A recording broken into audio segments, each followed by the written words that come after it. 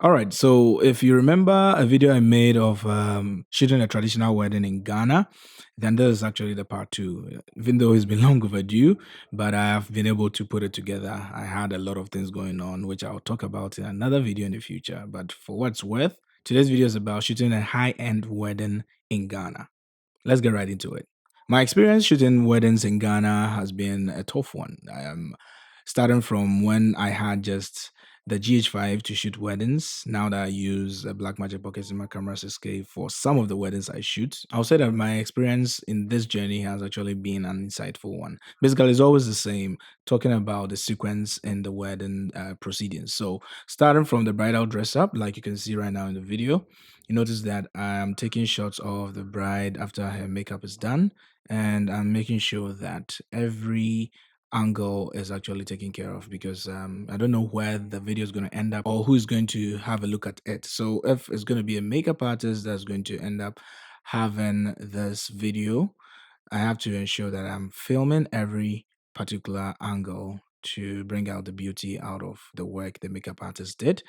And looking at the bridal dress, which is actually the gown, my bride wore three costumes, but I particularly filmed the white gown for the most part in my trailer. So the trailer that you see rolling by, having the gown set outdoor under this shed, makes it look quite good because the sun's direction coming from the left is casting a lot of, some shadows with the wood in the way.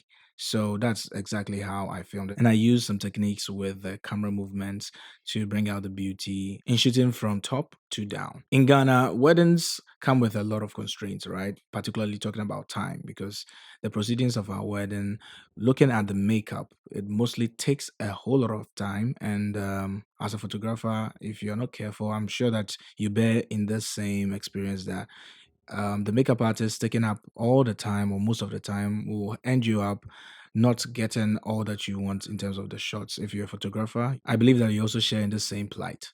In this particular wedding, the time constraints wasn't so severe because the makeup artist arrived earlier, and with the experience that she had had with the traditional wedding, she knew her way around the face of the bride, so she could do this real quick. And along with the rest of the team, we were shooting simultaneously photographs and videos as we went by. Because time constraints vary with its severity, you would have to shoot with speed. You don't have to waste time. A little time you get, try and grab something either still or in motion. So I wouldn't make this voiceover prolong too much. So I'll quickly go down to talking about the groom's dress up. So with the groom's dress up, because the guys don't make themselves up, they just dress and you capture a few moments with that, and you particularly take shots of the groom and the groomsman. All right, so that's basically what you see rolling on the screen. Now to the wedding proceedings. All right, the procession of the bridal train to the bride is what you see right now. So what I did was we had two camera angles, one the Blackmagic Pocket Cinema Camera 6K,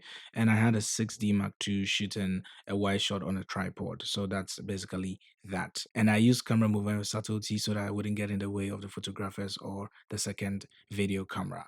During the exchange of vows, I stood behind the officiating minister, moderating the exchange of rings and the exchange of vows.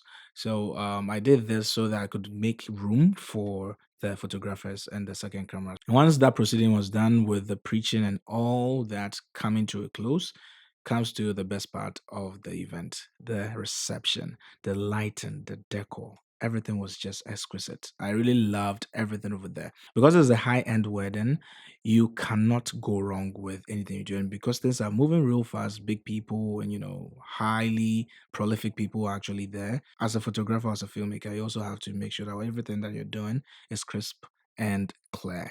Your images, your videos should look tact sharp.